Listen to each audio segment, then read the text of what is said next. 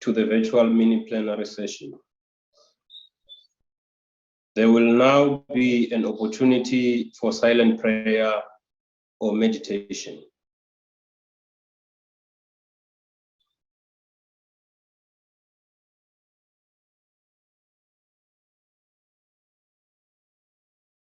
Thank you.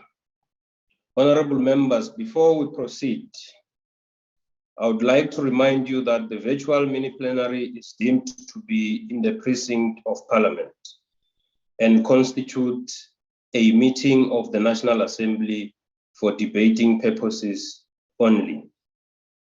In addition to the rules of virtual sittings, the rules of the National Assembly, including the rules of debate, apply.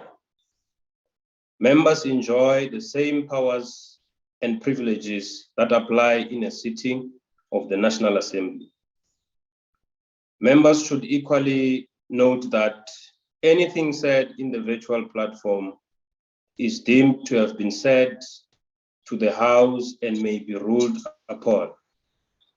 All members who have logged in shall be considered to be present and are requested to mute their microphones and only unmute when recognized to speak. This is because the mics are very sensitive and will pick up noise which might disturb the attention of other members. When recognized to speak, please unmute your microphone and connect your video. Members may use the icons on the bar at the bottom of their screens, which has an option that allows a member to put up his or her hand to raise a point of order. The Secretariat will assist in alerting the chairperson to members requesting to speak. When using the virtual system, members are urged to refrain or desist from unnecessary points of order or interjections. We shall now proceed to the order of this mini-plenary session, which is a subject for discussion in the name of Honorable G G Mpumza on a developmental local government, stimulating local economic development and jobs, providing decent services and human dignity, and ensuring sound governance and financial administration. I now recognize the Honorable G G Mpumza from the virtual platform. Thank you, Honorable Chair and Honorable Members. Undeniable, for the past 2 decades, the journey of local government has not been an easy one, but there have been significant moments and achievements worth celebrating. The Constitution of South Africa enjoins national and provincial governments to support and strengthen the capacity of municipalities to manage their own affairs and to exercise their powers and to perform their functions. This requires, Honorable Chair, a developmental local government which is geared towards providing a democratic, accountable government to local communities, which, according to the White Paper on Local Government, must maximize social and economic growth whilst integrating and coordinating development in various localities. Over the past 20 years, democratic local government has not adequately fulfilled this developmental role, especially in relation to economic development. This has largely been because of multiple challenges in transforming a local government that has the responsibility to address the needs of the entire nation equitably. The Presidency's 25th year review of democracy shows advancement in key areas, especially as it relates to social and human development. In relation to the economic outcomes, particularly as it relates to decent work and the transformation of ownership of patterns of economy, there has been far less progress. This despite the reconstruction and development program, which it has envisaged that the delivery of basic services would be an engine by which local economies would be transformed. The overemphasis on government service delivery has also eroded community participation Thus, people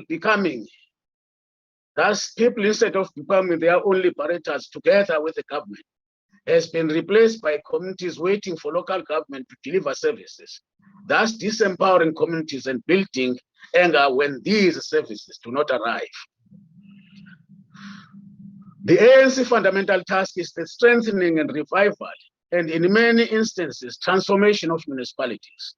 We inherited a huge development backlog and deep structural challenges in many parts of the country. Over the course of the last quarter of a century, we've made much progress in addressing these challenges. Local government, essential to our people's well-being, is tasked with ensuring growth and development of communities in a manner that enhances community participation and accountability. Building a developmental local government that exercises its powers and functions in a way which maximizes social development and economic growth of communities in a direction that the ANC government is driving. Therefore, the mandate and the vision of creating a local government that is responsive and accountable and deliver services, which meet community needs in an efficient and equitable manner, remains even now a challenge. Our values of our local government are cemented in the Constitution, a democratic and accountable government for local communities, ensuring provision of services to communities in a sustainable way, while promoting social and economic development. The challenge of reversing the legacy of the past and constructing a sustainable living environment for the future require municipalities that are financially and institutionally empowered. Local government is at the center of building local environments in which our communities can develop and grow. As such, it has a development role to play in society. Thus includes maximizing economic growth, social development, integrating, coordinating, and democratizing development. The ANC believes strengthening methods and approaches towards economic development will allow and encourage local people to work to achieve sustainable growth and development. In the same vein, this will bring economic benefits and improve the quality of life for all. In particular, local economic development linked to development of the special economic zones, either at a local district or multiple municipality. For this to succeed, municipalities must be part of planning, designing, and implementation of these special development instruments. The special economic zones are designed for specific development purposes to develop export-oriented industries, attract foreign direct investment, technology transfer, and achieve the generation of employment opportunities. The SEZ chair stands to be an effective instrument to resolve the disturbing levels of inequality, poverty, and unemployment, which are strongly marked by spatial, racial, and class and gender factors. In addition to job creation, the SEZ will also help to broaden the municipal revenue collection base to improve the quality of life in the municipal areas, as well as the quality of municipal services. This makes SEZ one of the key instruments for municipal economic growth and development. The SEZ program must be fully integrated into and supported by local economic development strategies, integrated development plans, spatial development frameworks, land use schemes, and other social sector plans. With regards to local government infrastructure master plans developed by departments in critical areas such as energy, transport, health, and education, human settlement, these must begin to demonstrate how they will support local economic development when implemented in municipalities. Chair, local government has made significant milestones in creating a wall-to-wall system of democratic, non-racist, responsive local government. It also implemented institutional system to deliver services where previously there were few services or non-services at all. The ANC has made a number of commitments in the 2016 local government election manifesto in relation to water, sanitation, human settlement, electricity, and promoting primary health care. We confirm that significant improvements have been achieved in the past 5 years. According to Statistics South Africa, Honorable Member, of the South African time has expired. Thank you very much. Thanks, Chair. Can I now call upon Honorable Brink from the Democratic Alliance? Thank you, Chairperson. In reply to the President's State of the Nation address, the DA pointed to the skills crisis in local government. Like a patient suffering heart failure, the heart being unable to deliver blood and oxygen to the extremities, so the body of local government has been deprived of skills. At a critical time when councils needed an infusion of skilled professionals from outside of politics, this supply was constricted for ideological reasons. First came the ANC's formal policy of cadre deployment, second, race quotas in municipal administrations, and third, preferential procurement and BEE. Under the banner of transformation, policies were sold and still are as essential to redressing the injustices of the past. But they've had the opposite effect. They've instead inhibited the ability of especially local government to play a meaningful developmental role.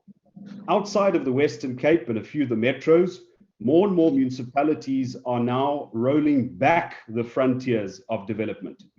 For people living in these communities, the phrase developmental local government is a contradiction in terms. I'm talking about Getleng River, Lekwa, Mangaung, Govan-Mbeki, Ugu, Msunduzi, and other communities whose lives are constantly disrupted by dirty water, dry taps, and power cuts. Follow the proceedings of the COGTA Portfolio Committee into the early hours of the morning, and this is what you'll see. A lineup of ANC mayors and deployed cadres who can talk a good game, can win elections, but can't govern. They preside over the pollution of rivers and natural resources, the accelerated deindustrialization of their towns, and the flight of business and jobs. They run institutions that cannot plan or budget, send out bills, collect dues, and pay creditors on time. Competent officials who haven't been squeezed out are counting down the months until retirement or planning an escape to the private sector. The crisis that results from this is not only one of capability, but also one of ethics. Expertise and ethics can't really be separated. When officials and service providers lack competence to do their work, they will rely on political interference and eventually corruption to survive. In a month or two, the Auditor General will release a report on the state of local government, and we already know what it will say. Most municipalities lack internal skills and processes and so grow reliant on consultants, but are unable to procure value for money from these transactions. The Auditor General will also point to a lack of leadership to resolve these problems. But what would good leadership do? That's what this debate should be about. ANC speakers, including the Minister, must please desist from repeating platitudes here today. They aren't spectators to the collapse of local government. Their comrades are in charge of most of the country's dysfunctional councils. The response to the collapse of local government should also not just be good management and best practice, because municipalities operate under a national legislative framework. So here are the DA's specific and constructive proposals. Building a capable state starts with abolishing cadre deployment, and my colleague, the Honorable Schreiber, has made concrete legislative proposals in this respect. But what about the other two policies that constrict the supply of skills to municipalities? Consider the position of an engineering graduate from WITS or UCT, who, in terms of the Employment Equity Act, has to be classified as Indian. The same act requires inter alia municipalities to appoint people at every level of the organization in line with regional racial demographics. What are the career prospects of that engineering graduate in a municipality where the Indian community make up less than 5% of the province's working population? Ironically, these are the provinces most in need of engineers of all backgrounds: Northwest, Free State, Mpumalanga, the Eastern Cape, and Limpopo. In towns that don't have water, communities don't care about the racial classification of officials. Where municipalities cannot complete capital projects like building roads, installing water pipes, communities don't care about the equity score of service providers who win tenders. The interests of these communities and all of their residents, black and white, do not line up with that of any political elite or faction. This is the point that the Democratic Party made in this House in the 1990s and 2000s. And as with cadre deployment, our warnings have stood the test of time. It's not too late to turn back. Let's open the market of skills and services in local government as wide as possible and remove the artificial barriers of race and politics in recruitment and procurement. To deliver on the ambitious socio-economic promises of our Constitution, local government needs all hands on deck. I thank you. Thank you very much, Honorable Member. Our next speaker will be Honorable Mkalipi from the EFF. Honorable Mkalipi. Thank you very much, Chairperson. We know for a fact that the distressed and dysfunctional municipalities, which makes up majority of municipalities, are currently under the governance of the ruling party, and the ruling party has demonstrated in all spheres of governance that it has no capacity to lead a developmental state. So this debate, Chairperson, is highly misplaced by the fact that it is sponsored by the member of the ruling party who serves in the portfolio committee of COCTA, who happens to know very well how deep is the crisis in the municipalities. Last night alone, Chairperson, we had Amatole districts in the portfolio committee until midnight who are failing to pay their workers and decided to retrench workers, but still continue to pay the municipal manager a salary of 2.1 million in an ailing municipality in the rural area called Eastern Cape. The reality is that almost all municipalities lack proper and functional financial controls. There is no consequence management for poor performance and corruption. No proper records are kept, and there is no management system. The state of local government is in absolute disaster. During the State of the Nation Address debate, Chair, as the economic freedom fighters, we made it very clear, coming with practical and implementable proposals on how to begin to turn around local government into an economic sphere of society that can create jobs, deliver services, and prioritize things such as roads, prioritize sanitation, sports, and ensure that people have access to clean water as basic need and other social infrastructure. At the center of building a developmental local government is expropriation of land without compensation, Chair. Until we address the land question, there's no way we will be able to build a developmental local government. A development local government should necessarily be able to integrate spatial planning in a manner that allows our people to live close to place of work, children to live near institutions of learning, including institutions of higher learning. Our people must have libraries, must have sports facilities, must have land to build the places of worship. All this depends on how we resolve the land question, and it needs a decisive leadership, not cowards who are afraid of the land thieves who came here and stole our land and killed our forefathers and raped our mothers. Once we address the land question, it is only then that we can have a viable developmental local government based on a sphere of economy that is sustainable on its own rights. We must amend the Municipal Finance Management Act, Chair, to compel all municipalities and state-owned municipal entities to procure 80% of all goods from local producers. And we must further emphasize that 50% of those goods must be owned by and controlled by women and youth. Each municipality must prioritize building state-owned trading and retail platforms, and these platforms must sell 60% of local produced goods.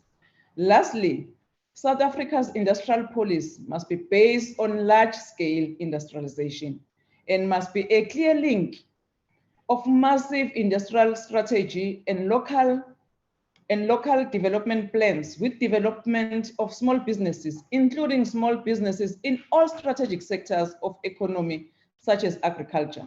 This means we must also change the division of revenue to align it with a massive industrialization. In its current form, Chair, the allocation of majority of resources to national and provincial spheres of government only encourage consumption of mostly imported goods and pay salaries. At the moment, local government receive 9.7% of all revenue raised nationally. If we are going to make local government the engine of South Africa's industrialization, and support small businesses that will create jobs, we must change this picture completely.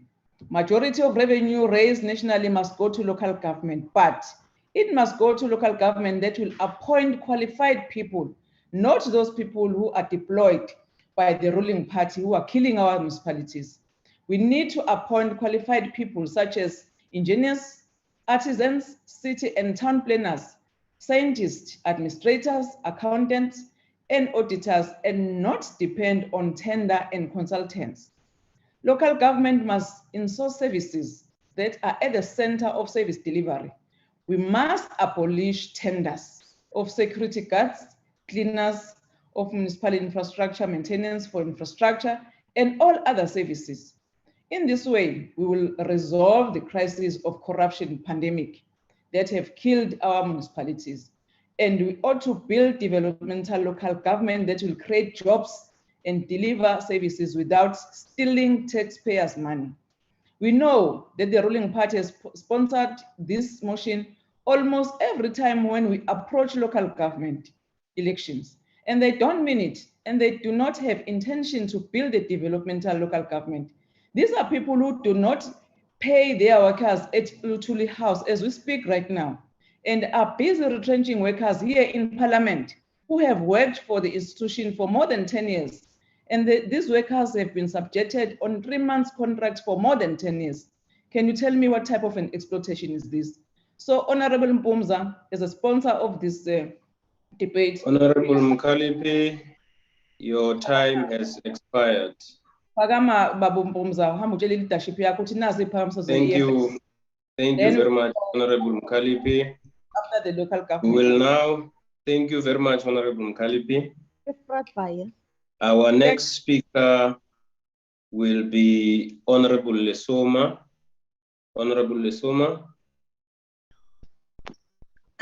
Thank you, Honorable House Chair, fellow South Africans. Thank you so ever much for giving us this opportunity, and is not taken for granted to lead this country. Honorable Ministers, Deputy Ministers, Honorable Members, allow me, Honorable Chair and Honorable Members, to borrow from Umamu Charlotte Makleke.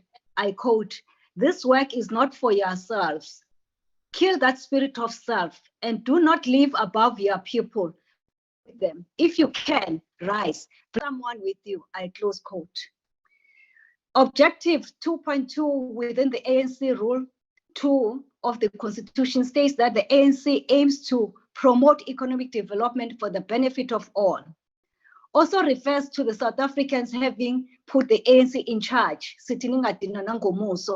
of the process of reconstruction and development aimed at eradicating poverty and inequality. Our approach to LED local economic development is that in response to the apartheid's government restrictive and racist central government control, which resulted in marginalization and lack of autonomy of all communities based on race. As a result, the ANC-led government in South Africa has placed a high priority on community and grassroots participation and initiatives, including and especially economic development initiatives. It is through this, the leading ruling party, that the developmental local government has been introduced as the fundamental basis vehicle to transform the local economic development.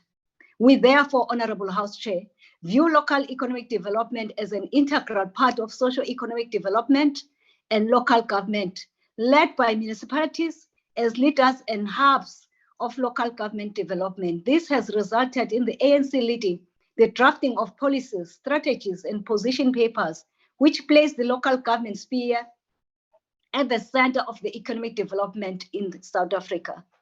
Honorable House Chair, the introduction of the risk-adjusted strategy of government in level 5 resulted in the complete shutdown of construction activity and development in general.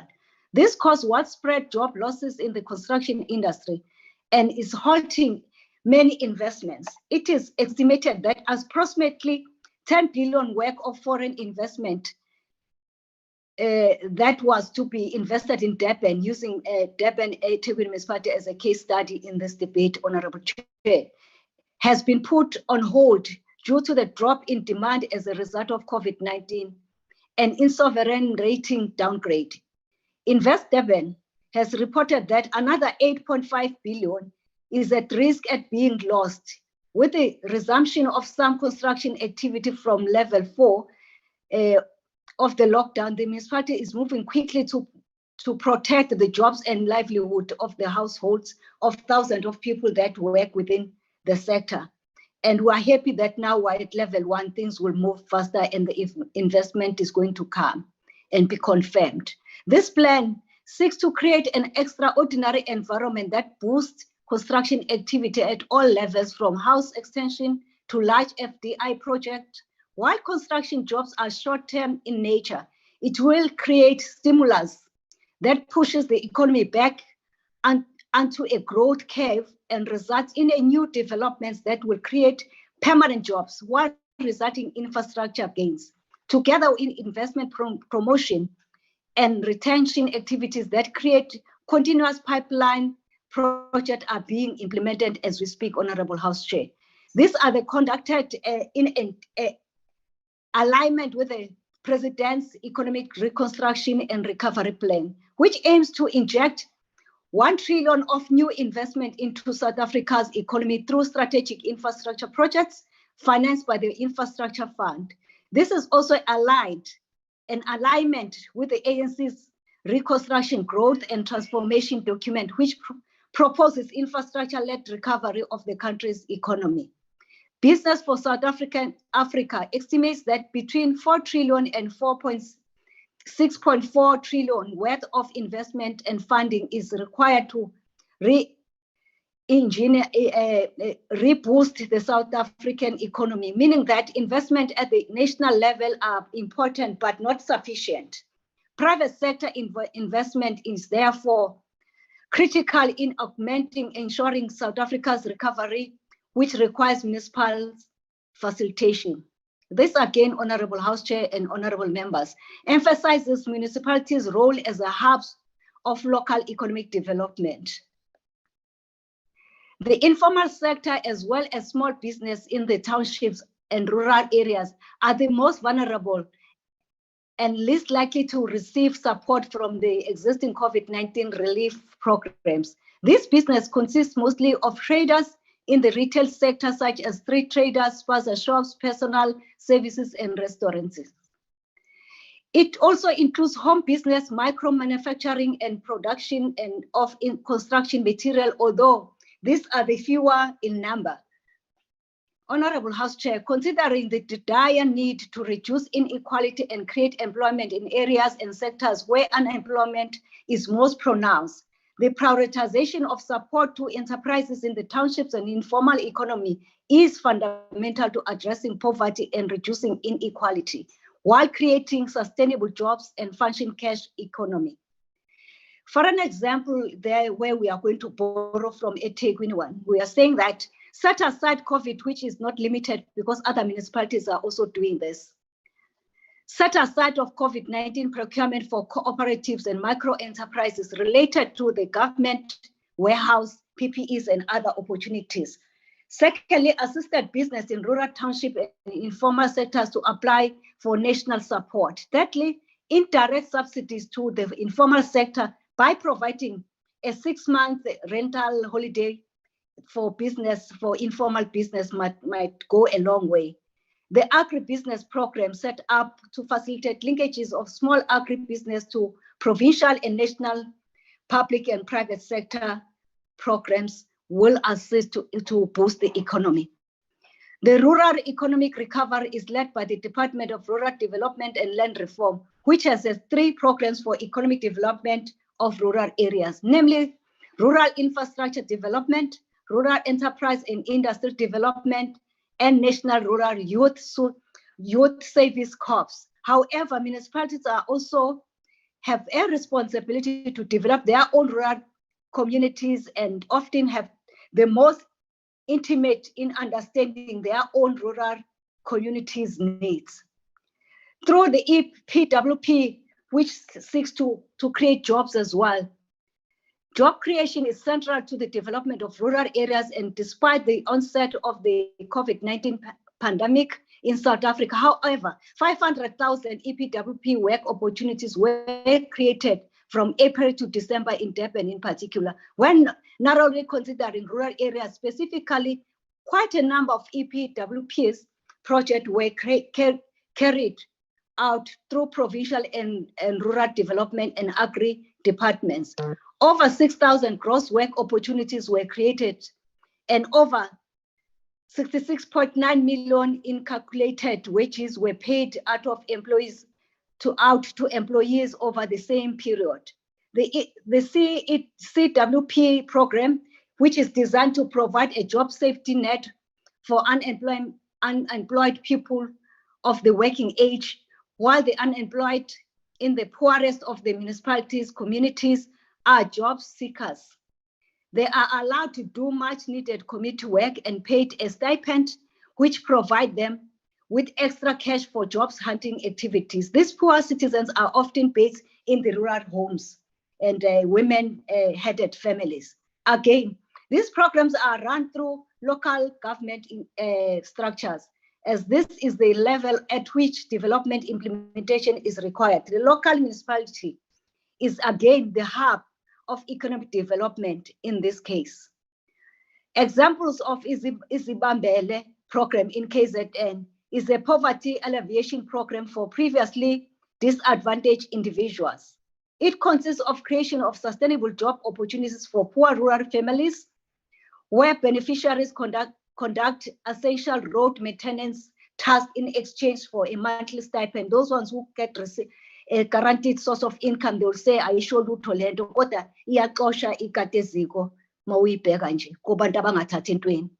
The program assists economically vulnerable people on an ongoing basis, thus allowing them to plan their future regarding food, clothing, and education. This is another illustration of how municipalities are critical hubs. Honorable Besoma, your time thank you, Honorable Chair. Thank you very much. We now move on to call upon Honorable Romano from the IFP. Thank you so much, Honorable Chair, Honorable members.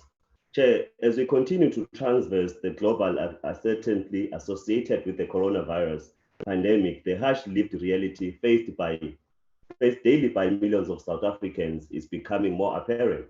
Now, according to the recent figures from Statistics South Africa, it says that 7.2 million South Africans were unemployed, with the official unemployment rate at 32.5%. The expanded definition is including discouraged work seekers, which stood at 42.6%. Chair, it is glaringly obvious that unemployed youth are among the vulnerable sectors of our workforce. We are facing a crisis of a runaway proportion if government and private interventions are not immediately implemented. Now, Chair, as the IFP, we continue to lobby and call for the establishment of the Youth Ministry to focus solely on youth matters, and in particular youth unemployment, which we have long stated is a time-ticking bomb. Sufficient opportunities for our youth and recently graduated citizens to enter the employment market must be created.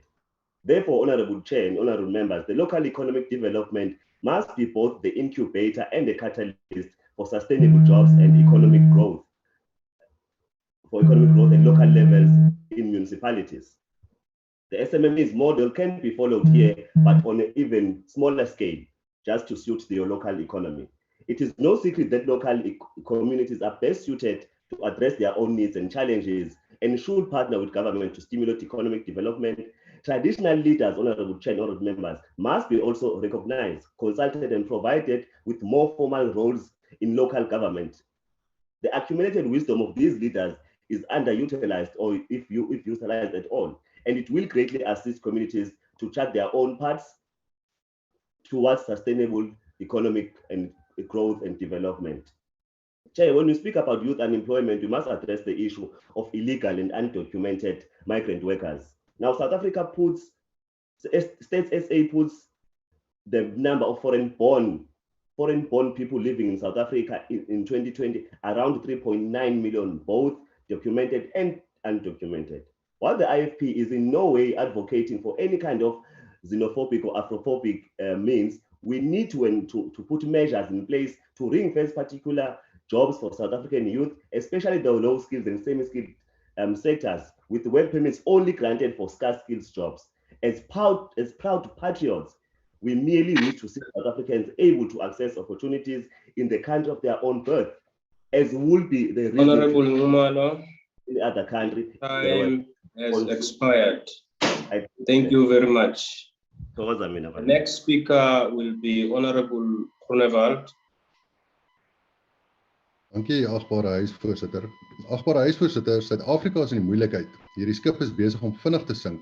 Selfs voor die COVID-19 pandemie en gepaardgaande inperkings was Suid-Afrika se ekonomie in 'n resessie en was werkloosheid 'n krisis. Veral ons landelike gebiede is besig om te ontvolk met sakeondernemings wat hul deure sluit.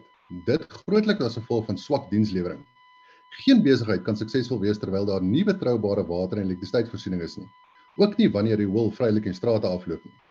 Local economic development can only take place if government creates a conducive environment that stimulates investment and ensures ease of doing business. Sullivan and Chevron define local economic development as efforts that seek to improve the economic well-being and quality of life for a community by creating and retaining jobs and supporting or growing income and the tax base. It is clear that LED is the job of communities, whilst governments should create a favorable environment for communities to open and operate businesses, invest, create jobs, and spend money. Thus, municipalities' first responsibility should be to deliver services through sound governance and financial administration. Infrastructure should be developed and maintained. Municipalities should earn municipal levies and taxes and not only collect it. Residents and businesses should get value for the levies they pay. It should be spent by local authority to provide services. But the ANC government fails dismally at this. Die ANC-regering kan nie eens die basiese dienste lewer waarvoor belastingbetalers moet opdok nie. Daar is munisipaliteite daar waar die afgelope 3 jaar geen vullisverwydering plaasgevind het nie.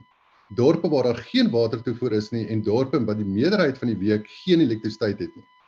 Die ANC-regering kan nie infrastruktuur in stand hou nie en laat toe dat die staatskas leeggesteel word op al 3 vlakke van regering.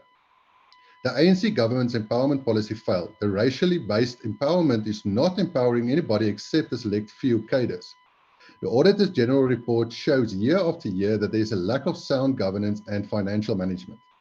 Die grondwet van Suid-Afrika ken kernfunksies toe aan munisipaliteite en dis die OG se bevinding juis dat plaaslike regering nie daardie kernfunksies gedoen kan kry nie en skryf dit toe aan swak bestuur, onstabiliteit, politieke binnengevegte, tekort aan leierskap en geen gevolge vir blaatante verontagsaming van wetgewing en misdrywe nie. As long as the ANC is in government and there is policies in place that is detrimental to stimulate private sector investment and job creation, local economic development will fail. Whilst government interferes in the private sector and put legislation in place which makes it impossible for private sector to grow and create jobs, economic growth will not take place in South Africa, will remain a welfare state with large numbers of citizens dependent on social grants. Whilst authorities makes it difficult for entrepreneurs to obtain trading licenses, vehicle licenses, and so forth, the government talks about it's only lip service. Dis basies moet gedoen word, dienste moet gelewer word, staatsfondse moet verantwoordelik besteed word en die vrye mark moet toegelaat word ongehinderd sonder rassebestuur sake te doen. Time has expired. Thank you very much. Our next speaker will be Honorable Tring. Thank you, Honorable Chairperson. The ACDP notes the white paper on local government defines developmental local government as local government committed to working with citizens and groups within the community to find sustainable ways to meet their social, economic, and material needs and eventually improve their quality of life. Furthermore, developmental local government has 4 interrelated characteristics, the first of which is maximizing social development and economic growth, thereby providing some relief for the poor and by working in partnership with local businesses to improve job creation and investment. It also involves integrating and coordinating through the drafting of an integrated development plan, as well as democratizing development by ensuring that citizens and local community groups are involved in the design and delivery of municipal programs. as well as leading and learning, which ensures that the leadership of a developmental municipality stays on top of developments and change by strategizing, developing visions and policies, and mobilizing a range of resources to meet basic needs and to achieve developmental goals in their area. Now, Honorable Chairperson, we must be brutally honest that this is certainly not what is taking place in the majority of our municipalities across the country. The former Auditor General of South Africa, Kimi Makwetu, published his local government audit outcomes for 2018-19, revealing that of the 257 municipalities and 21 municipal entities countrywide, only 21 municipalities achieved a clean audit. More than 1 billion was spent on consultants, and irregular expenditure amounted to over 32 billion. Kimi Makwetu's message was clear: the wrong hands are at the till. Furthermore, he went on to state that no municipality in the Free State or in the Northwest achieved a clean audit.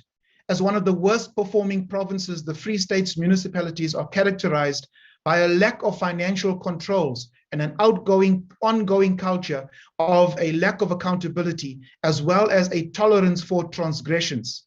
In KwaZulu-Natal, eThekwini municipality, the city's cash on hand to render basic services has dramatically declined over the past months and could only last for 27 days. And one of the communities in the Metro, Marion Ridge, is constantly seized with electricity outages and burst water pipes. In Mzunduzi, still under administration, the city's runaway consumer debt is at more than 4.6 billion, which is due to the inability and reluctance to deal with widespread theft of water and electricity. The ruling party's developmental local government system is failing due to widespread looting, corruption, fraud, irregular and fruitless and wasteful expenditure. The wrong hands are at the till. It's time for those hands to change, and the ACDP stands ready with untainted hands to take up the challenge. Your time has expired. Thank you very much, Honorable Tring. Honorable members, we will now move to the next speaker, who is Honorable August. Honorable August. Honorable Chairperson, across the world, people are increasingly moving into towns and cities. South Africa is no exception. What makes South Africa exceptional is its history. Under apartheid, urban dwellers were forcibly removed to rural areas. When those laws were discarded and urbanization began, our towns and cities were fundamentally ill-prepared. They were tightly controlled for the privileged few and their labor. This places those responsible for the provision of services at a severe disadvantage. Instead of being able to keep pace with organic urbanization and slowly develop infrastructure, capacity and systems over decades, they were confronted with pressing and immediate needs. Many municipalities have failed the test. Service provision is in disarray. Infrastructure is buckling. The environments in which citizens live are substandard, undignified, and disgraceful. We need to fundamentally rethink the role local government should play in creating environments that will contribute to job creation and growing the economy. Good knows that despite what politicians might promise, governments cannot sustainably create jobs. They must create conditions attractive to investors so that new businesses can create the jobs our people need. As public representatives, we are obliged to address the obstacles suffocating business development. The bewildering and time-consuming red tape, policy uncertainty which kills investor confidence, the slow pace of infrastructure development, and keeping the lights on, the water running, and the road and rail networks operating. There are also political blockages. In George Municipality, for example, small traders with viable business ideas continue to fight for the allocation of stall space. The municipality effectively shut the door to new entrepreneurs. A good municipality would not just allocate the space, but also engage other spheres of government and the private sector to unlock financial support for small traders and generally work to create the environment in which businesses can thrive. Regarding human settlements, In the same municipality, houses are being built, but no proper planning is done for bulk services. People are thus unable to move to their homes because of the lack of basic service delivery. In Duiselsdorp, Oudtshoorn, the youth cafe sits 25 kilometers in the city center outside of this town. How can a young child afford 50 Rand taxi fare to attend a youth clinic with no support from the municipality? Job creation and economic growth are possible, but it requires more from municipalities than serving the privileged while barely managing the informal settlements in our poor communities. We can sit here, talk and plan on paper. We don't implement, execute these plans, mean nothing to our communities. Thank you. Thank you very much, Honorable August. The next speaker will be Honorable Sibisi from the NFP. Thank you, House Chair. House Chair, National Freedom Party believes that developmental local government should link both market and government-driven economic development efforts and strategies. The involvement of local government and non-state actors in the formulation of local economic development strategies is a key prerequisite to the realization of developmental local government imperatives. The introduction of the white paper on local government in 1998 clearly provided a framework within which developmental mandate accorded to local government could be realized. One of the key characteristics of developmental local government relates to the need for local government to maximize social and economic development. Local economic development should therefore be viewed as an integral element of developmental local government. Local economic development is aimed at assisting municipalities through partnership with non-governmental organizations, private sector, and local citizens to mobilize resources and combine ideas and skills in order to stimulate local economic growth that translates into tangible employment opportunities and poverty alleviation. Municipalities are expected to assume leading, integrating, coordinating, and democratizing roles. The assumption of these roles should enable municipalities to realize the fundamental objectives of local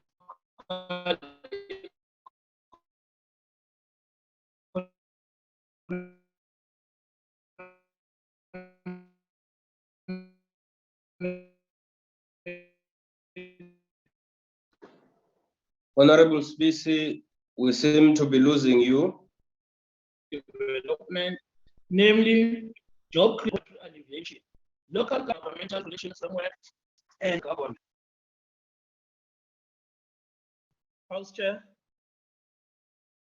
Honorable Sibisi, we lost you for a moment there. Can you proceed? Honorable Sibisi. House Chair. Yes, can you proceed? Therefore,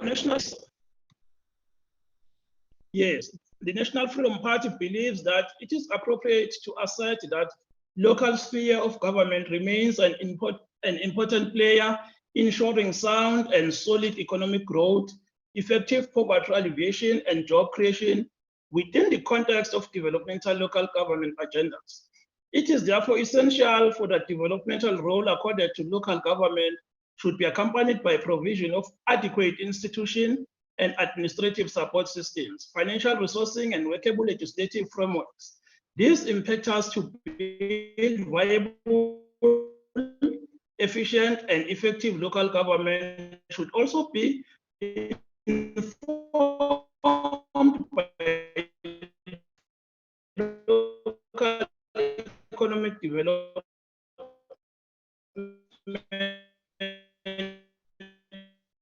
Honorable Sibisi. Local efforts within South. Honorable Sibisi, unfortunately, your time is expired. I've already added 10 seconds of your time, and I'm afraid it ends there. Thank you very much. Can we now proceed to the next speaker, who is Honorable Hendricks? Thank you very much, Honorable House Chair. Honorable House Chair, for the past 6 months, we've heard about the many initiatives to create jobs, especially in the small business development sector. And as you know, Honorable House Chair, this has given hope to the nation during this pandemic. But I think Parliament has been misled with the President Sona, the budget speech, and even during this debate. How can you create jobs if an important entity of the Department of Small Business Development, namely SHIDA, has been on strike since the day of my birthday, the 14th of September, 6 months ago. So it makes a joke of all the sentiments expressed with job creation, this opportunity, that opportunity.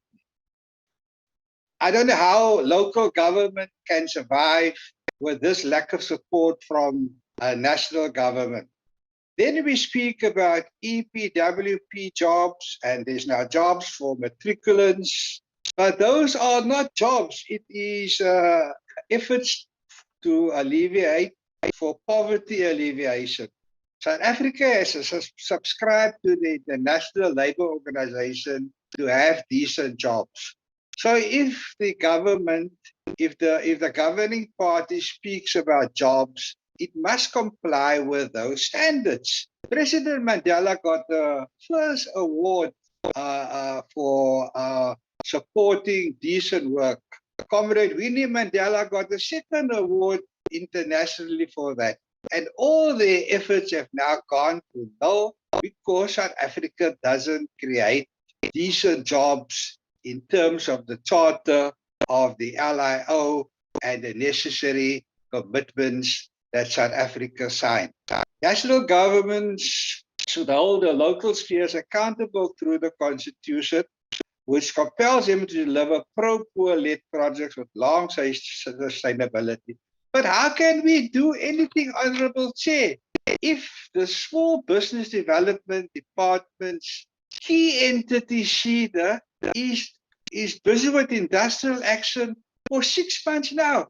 So it looks as the country must now be satisfied with a go slow as far as jobs is concerned. Thank you very much, Honorable Chair.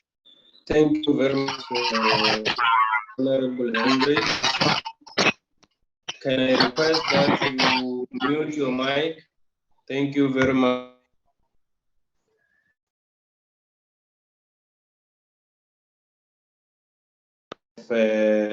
Cooperative governance and traditional affairs.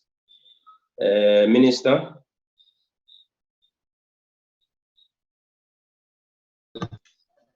Thank you very much, House Chair, and honorable members, fellow South Africans.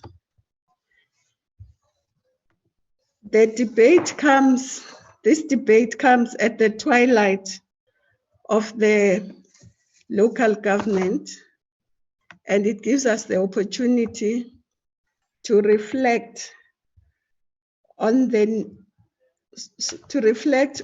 road we have traversed over the past 4 years. We shall have to recall that the Constitution calls upon the democratic government and the democratic developmental state to heal the division of the past, establish a society based on democratic values, social justice, and fundamental human rights. Our democratic values and the pursuit for social justice and human rights obliges us to ensure that we secure the dignity of the millions who remain in hunger, poverty, unemployment, and without quality services or opportunities. But of course, in some regards, our democratic state has made steady and commendable progress. The latest statistics of General Household Survey shows that 89% of households have access to drinking water through various means such as pipes to households, communal standpipes, water tanks, boreholes, springs, protected springs. 84% of the households have access to electricity, and 83% of households have access to sanitation.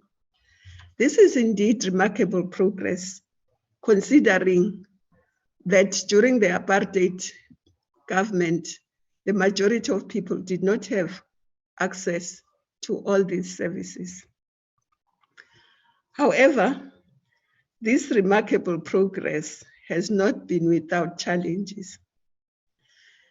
Whereas virtually all communities in Gauteng, Western Cape, have access to water through various means such as pipes to households, communal standpipes, and tanks, the reality is that we must still look at the quality of the water, but also the consistency of that water. We recognize that more should be done, should deliver services more effectively, efficiently, and with the required impact, especially if the three spheres work together as required by the Constitution. Because the three spheres are distinct, interdependent, and interrelated, and the Constitution enjoins them to cooperate with one another in mutual trust and good faith. Honorable members, COVID-19 pandemic has also emphasized the urgency by which we must apply our services to improve access to water and sanitation. Therefore, we are also paying attention to quality and access to water to more rural provinces. Consequently, together with the minister and the MECs responsible for water and sanitation, plus cooperative governments, who are collaborating to address these matters. As part of our COVID-19 response, we've prioritized 1.6 billion of the municipal infrastructure grant to ensure municipalities can provide safe and drinkable water. Already, 15,487 of the targeted 18,678 storage tanks have been installed. Working in collaboration with the Department of Water and Sanitation, we've also complemented these programs with the delivery of 234 boreholes throughout the country. Through the district development model, which has afforded us the opportunity to even work closely with the National Treasury on programs to improve municipal functions. For an example, we know that over 20 billion per annum is lost due to poor maintenance of water and electricity infrastructure. This can be seen in that in the 2019 and 20 financial year, the national average spent on maintenance cost was only 2.3%. Although this is a marginal 0.26% improvement from the 2018-19 financial year, it is far below the benchmark minimum of 8%. In this regard, we shall be top slicing the MIG and other infrastructure grants to ensure that the 580 billion worth of municipal infrastructure is maintained and protected. We are also working closely with the national and provincial treasuries to review and restructure the infrastructure grants in order to reduce fragmentation. The National Treasury has recommended that we institute reforms that will incentivize municipalities to put proper asset management practices in place. Part of the measures recommended by Treasury is to assist the 163 municipalities under financial distress. This includes that we should review service level agreements to address the issue of municipalities that are operating on unfunded budgets. We must also at the same time encourage those who have funded budgets and who have unqualified audit opinions. But unqualified audit opinions should go together with good service provision to communities. Honorable members, in his State of the Nation address, the President said that, I quote, "We are focusing on the appointment of properly qualified officials at a local level to ensure effective management and provision of services," close quote. Indeed, we agree that we should not have unqualified people or officials at local government and then rely on consultants. So we are working with them to address this. We are indeed committed to building a capable and capacitated developmental state.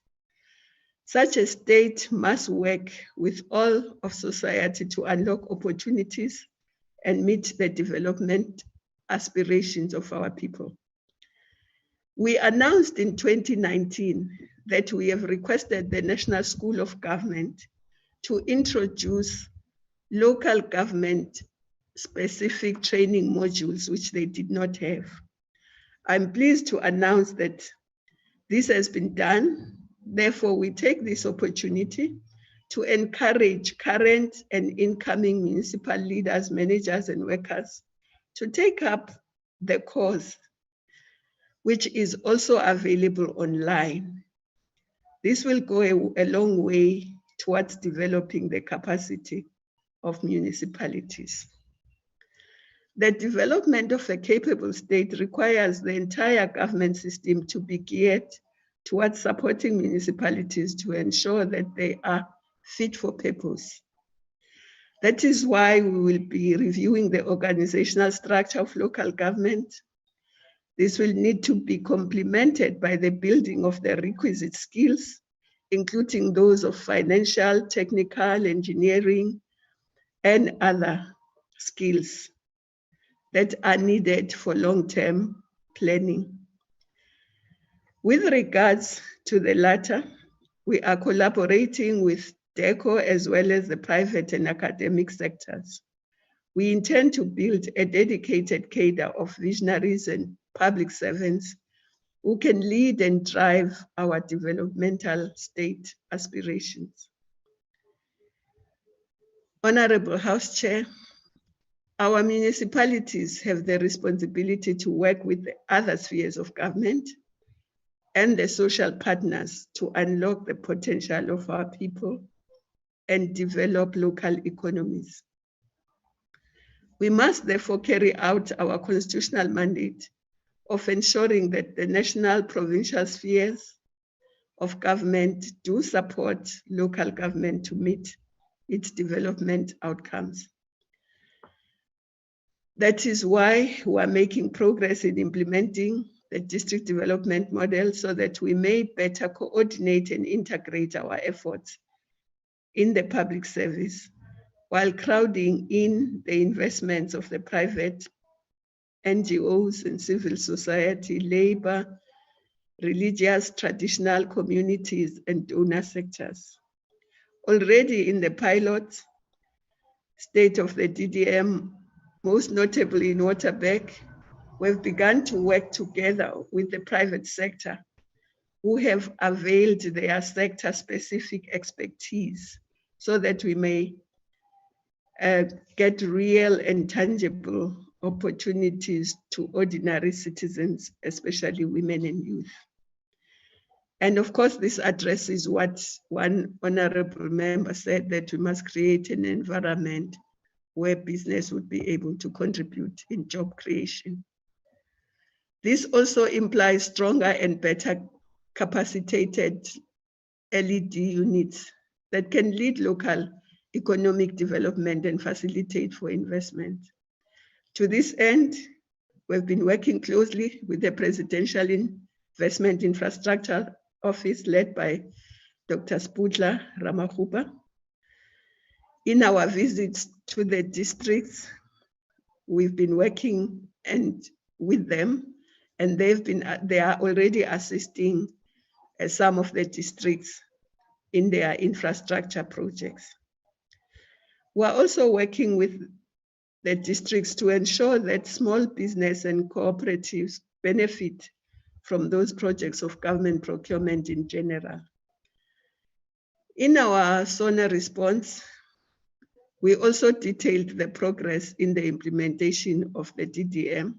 Suffice to say that we hold much hope in the district development model, as we believe that it will appropriately locate the local sphere of government at the center of all development.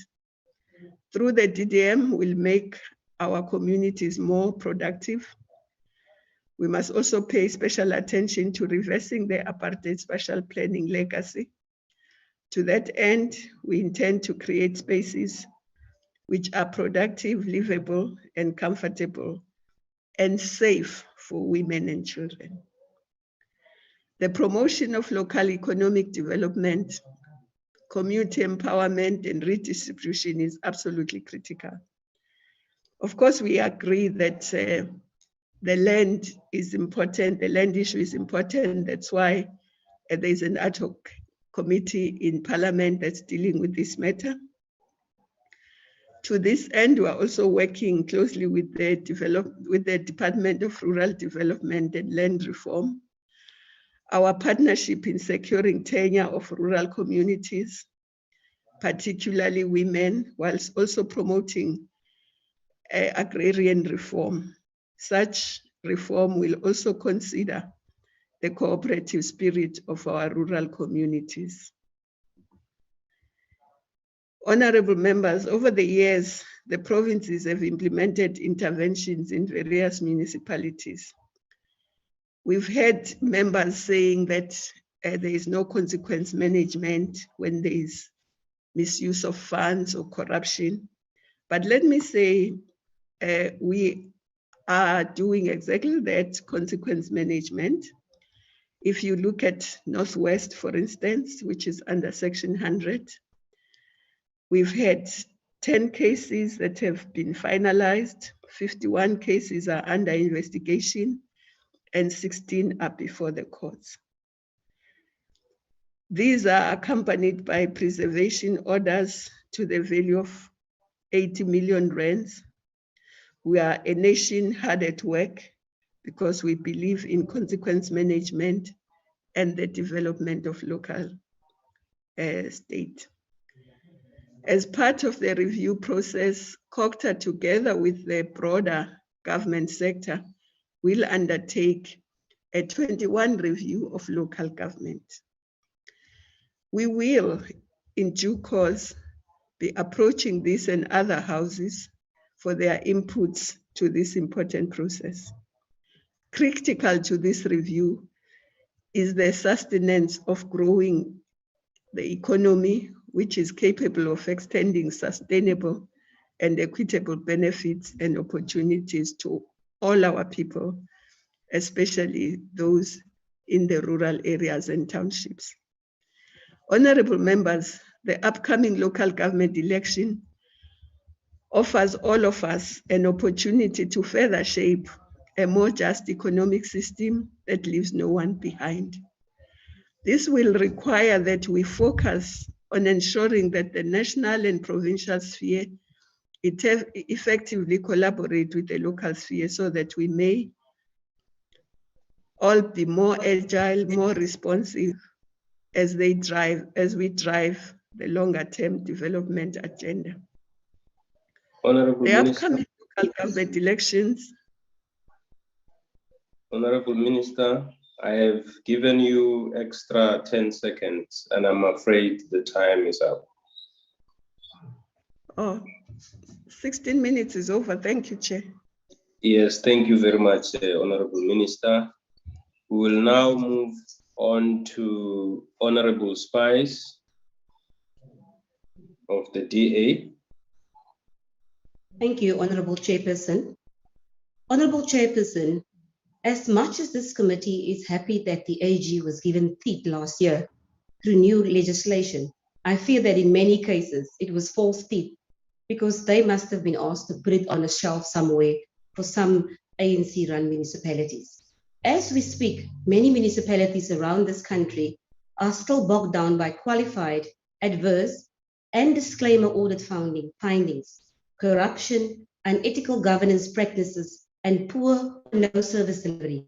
Yet the economy must go on. A rebound of the economy is expected during this year, with growth of an estimated 3%. Should the vaccine program be rolled out effectively and economic activity can continue? But sadly, Chairperson, this seems like a very bleak prospect.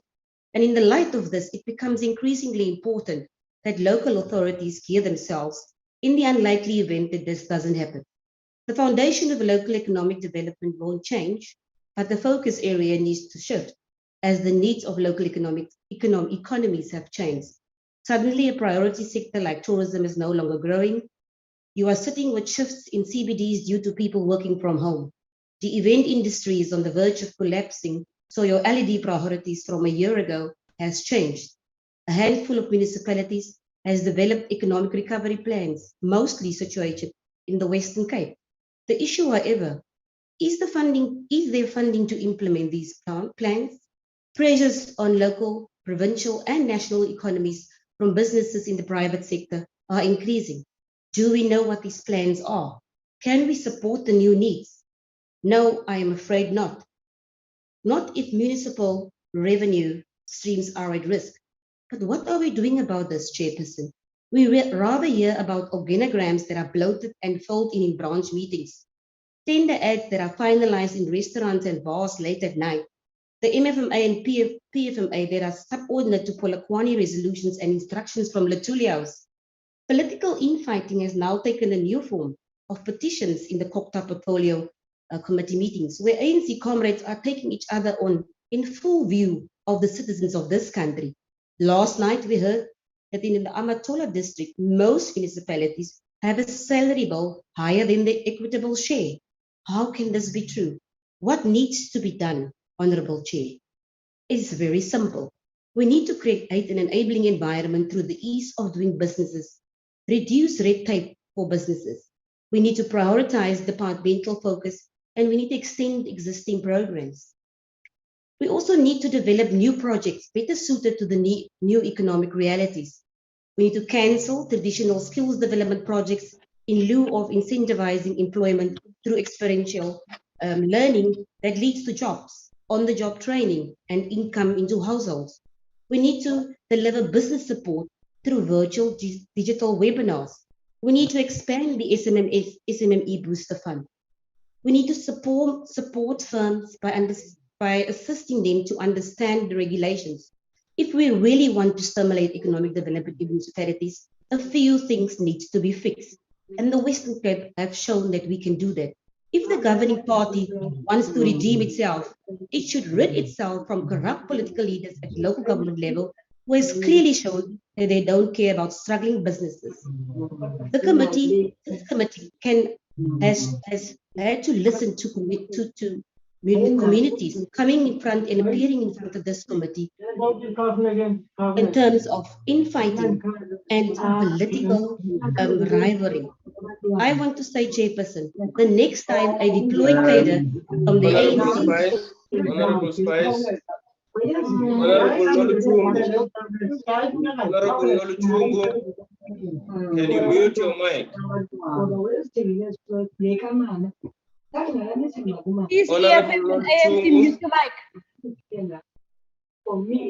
Honorable Noluchungu, thank you very much. Can you proceed, Honorable Spice? Thank you very much, Chairperson. Chairperson, if we really want to stimulate local economic development in municipalities, a few things need to be fixed. If the governing party wants to redeem itself, it should rid itself from corrupt political leaders at local government level, who has clearly shown that they don't care about struggling local businesses. We can't carry on with introducing new systems, new models. What we need to do is make sure that we replace those without capacity and incompetent leaders with the right people, with the right skills. And that's how we're going to fix this economy on a local level. Honorable Chairperson, I would like to end to say the next time a deployed cadre thinks of taking a kickback for a brown envelope under the table, think of the struggling local business. Thank you very much, Honorable Spice. Thank you, Honorable Chair. Thank you. We'll now move on to the last speaker, which is Honorable G G Mpumza. Thanks once more, Honorable Chairperson. Chairperson, may I remind the House and the citizen of South Africa that according to Stats South Africa, over 80% of South African households lived in formal dwellings, and only 13% still stay in formal dwellings. That's a remarkable progress that local government had brought about. The highest percentage of households that lived in informal dwellings was observed in Limpopo at 91%, while the lowest was the Eastern Cape at 70%. The households that are connected to electricity supply from the mains has increased from 76% in 2002 to 84% in the current year. The percentage of households that use electricity for cooking increased from 57% in 2002 to 57% to 75% in 2017. This indicates that indeed the development local government model is working. The ANC is committed in building a local government that is committed to working with citizens and groups, and this reinforcement of working relationships between local government communities will render South Africans a sustainable, decent service delivery that will meet the social, economic, and material needs of communities in a holistic way. Chairperson, the ANC believes that a developmental local government must see itself as an agent of providing a vision and leading for all those who have a role to play in achieving local prosperity. That's why then the district development model has become a model for integrated service delivery. And that integrated service delivery would ensure that services are provided. And because it had become an integrated planning model for cooperative governance to be realized, which seeks to be a new integrated district-based service delivery approach aimed at accelerating service delivery and ensure that municipalities are adequately supported and resourced to carry out their mandate. And indeed, Chair, however, there might be persistent challenges arising from structural backlogs of apathy and institutional arrangements that are stubborn to change. But we are committed to transformation. As we speak, the ANC is committed to root out corruption in the local government sector, together with the collaborators in the private sector. And then this is seen by our law enforcement agencies and criminal justice system that are working around the clock to expose those who are committing crime in the local government space. We are pleased here to indicate that some of these challenges are already now before the special tribunal for the recovery of losses and prevention of further losses in the local government sphere.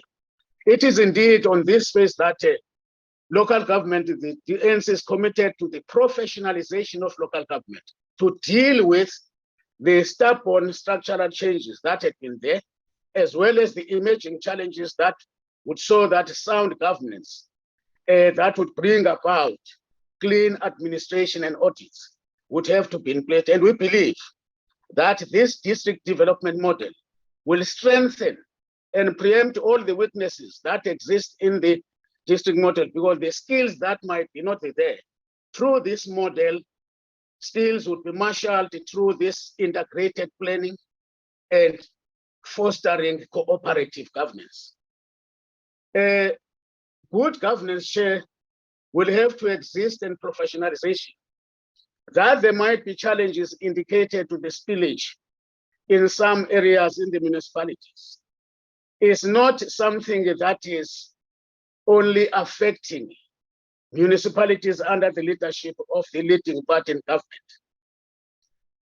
The case of the spillage in the street of Site C in Khayelitsha indicates a well-run city for some and a well-run down city for others. For my honorable member, honorable Kings, a similar situation obtains in Nelmaplas in Tshwane, where a housing in Nelmaplas had a number of challenges under the administration of the DA government. So these are persistent challenges that exist, and the ANC is committed in its development model to deal with these challenges and restore decent services to communities as well as dignity. I'm afraid your time is up. Yes, Chair. Honorable members, that concludes the debate and the business of this virtual mini-plenary session. The mini-plenary will now rise. Long live the chair! Long live the chair!